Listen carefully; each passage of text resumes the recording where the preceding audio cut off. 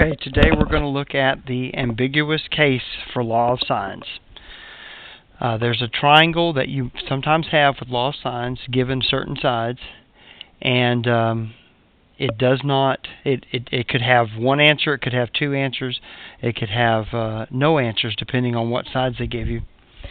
And so we're going to look at this. If you look at the picture on the screen, you see triangle ABC, which is the big triangle, and then you see a smaller triangle ABC, and I have changed this B to B prime. And this triangle we get by pivoting side CB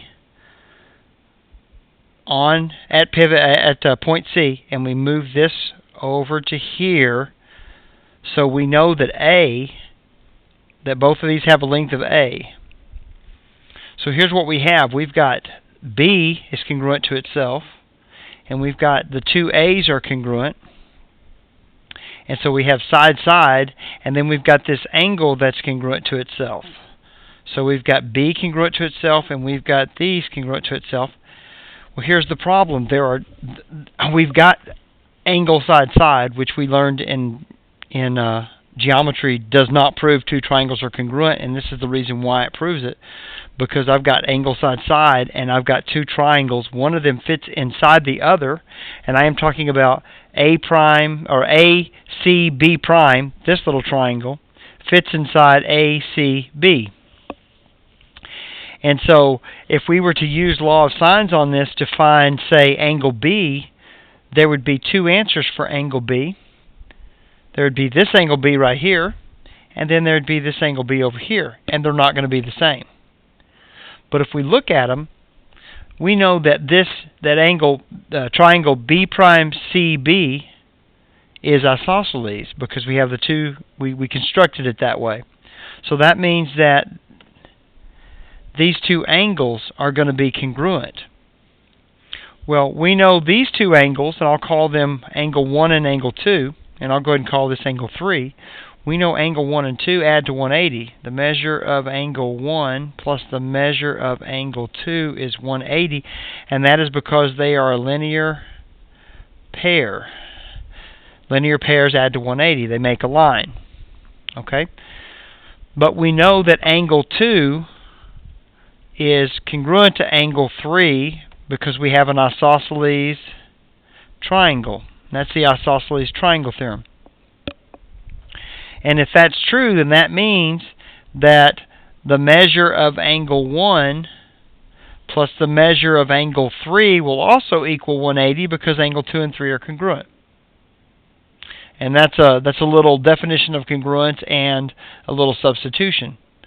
So what happens is when we are given in a triangle, when we're given angle side or side angle as they call it sometimes, then we have to automatically say, oh, this is the ambiguous case, and when we're finding a missing angle, we have to realize there's possibly going to be two answers for it.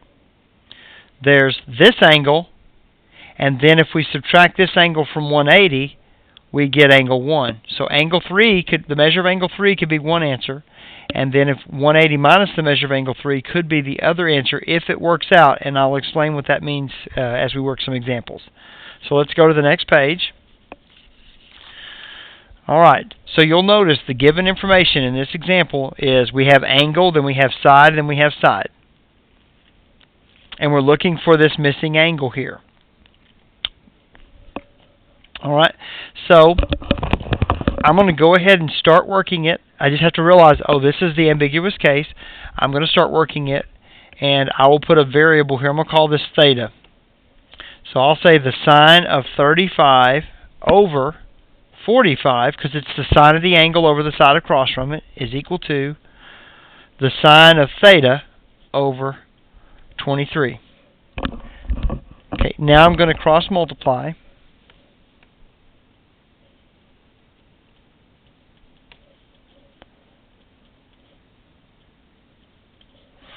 Okay, and I get that. And then I divide by 45, and I get sine of theta is equal to 23 sine of 35 divided by 45. Okay. So now I'm looking for an angle here. So I know I've got to use the inverse of sine. So it's going to be theta is equal to the sine inverse of 23 sine 35 over 45. And now I'm ready to put that into my calculator.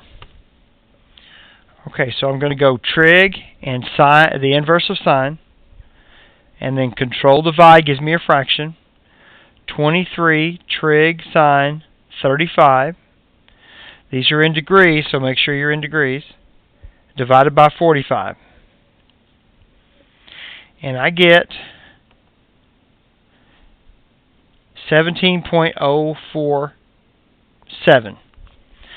Now at this point I have one answer. Okay, so now I've got to find the other answer, the other possible answer. So, or theta is going to be 180 minus 17.047. This is only a possibility, so I'm going to do 180 minus, then I'm going to go up and get this number, and then hit enter. Alright, and I get 162.953.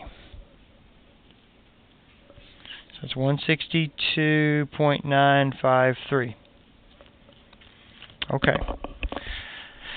Alright, so now here's the problem. I have this 35-degree angle in this problem, and I've got this angle that may be a solution. And when I add on my calculator 162.952687, if I add 35 to that, I get 197. But the angles of a triangle have to add to 180. All right, that means this can't possibly be a solution. So I'm going to exit out and just say my answer for theta is 17.047. I don't care if you write it down. If you check it and you see that it's not going to work, then you can say this is your answer. But you need to check it, because when you have angle side side in a triangle and you're using law of sines, then there's a possibility that there will be more than one answer. Okay, look at number 4. Yes, these are totally misnumbered. Okay, so again, I've got side side angle, angle side side, however you want to say it, and we're looking for angle P. Okay, so we're going to do the same thing again. We're going to call angle P. I'll call it X degrees this time. So I'll say the sine of 78 over 34 is equal to the sine of X over 18. Cross multiply. 18 sine of 78 equals 34 sine of X.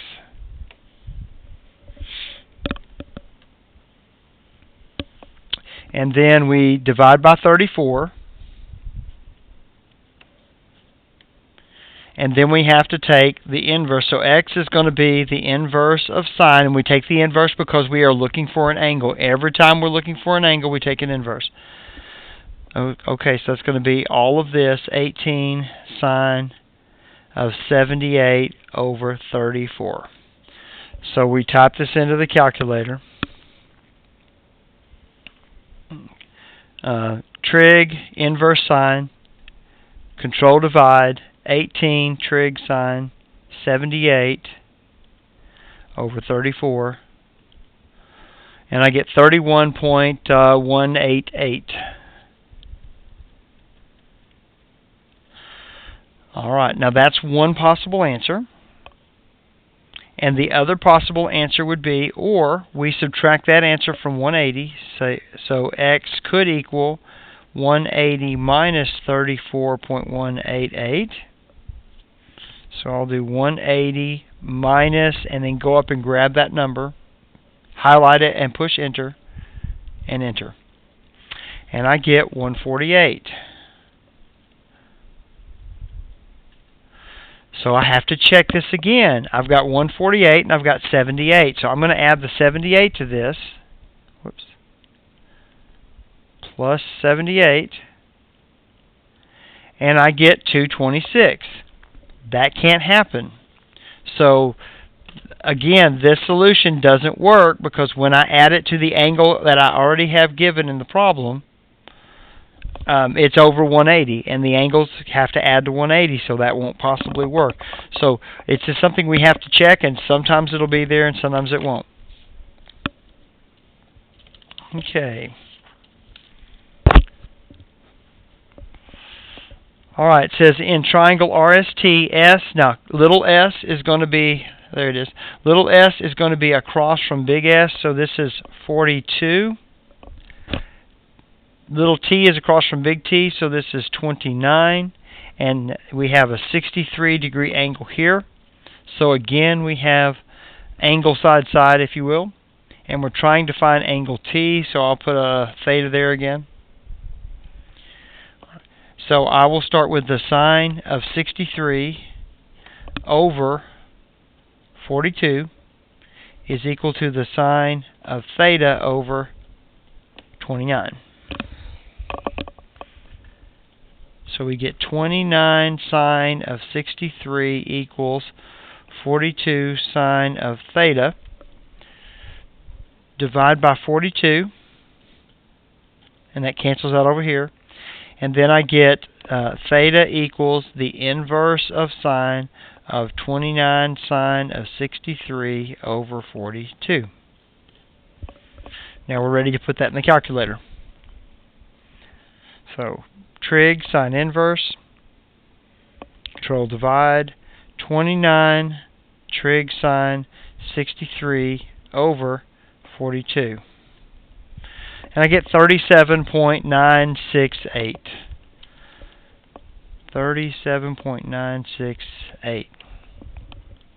Alright, so then I'm going to go ahead and subtract that from 180. So or theta equals 180 minus 37.968. So I'll do 180 minus, go up and grab that number, enter.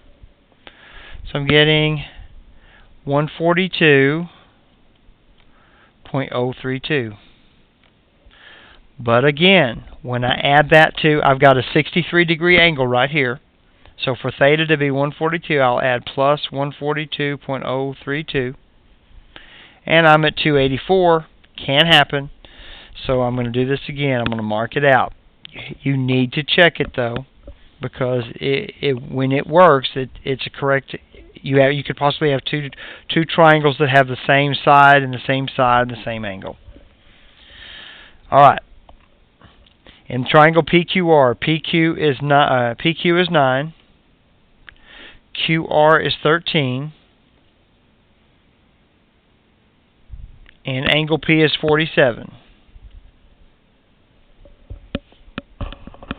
Find angle R. So we'll call this theta again.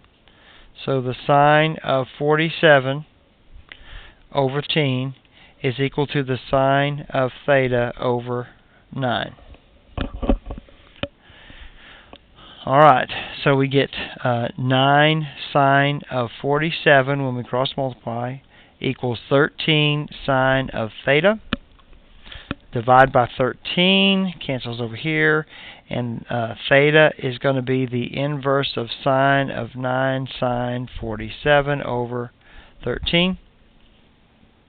That's all in the parentheses. So we get trig inverse sine, control divide, 9 trig sine 47 over 13. 30.419.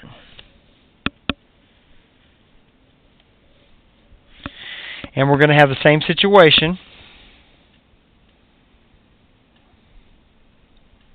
So we're going to say or theta equals 180 minus 30.419, which is, I'm just going to do this on my calculator, go up and grab the number, 149.581. And if you add the 47 we have to that, you get 196, so that's not possible. Alright, so apparently I have a lot of problems where this is just not working out. But what would happen is when you add the 47 on, if you get a number that is less than 180, then that is a solution that you have to keep in your answer. Now, I'm going to go back because all of my answers were angles here, so I'm going to put degrees, degrees, degrees, and degrees. So the only thing different when this actually works out when you have two answers is you won't mark it out. You'll just say, oh, this does work, so here are my two choices. But you're always going to find that second choice for the angle by subtracting it from 180, the angle you find from 180, and then double checking to make sure you don't have too many degrees for the triangle to add to 180, for the angles to add to 180. All right, you'll have a worksheet for this. At this point, you can ask Mrs. Kennedy show her your notes and ask her for your worksheet. And then tomorrow I will have notes for you over law of cosines.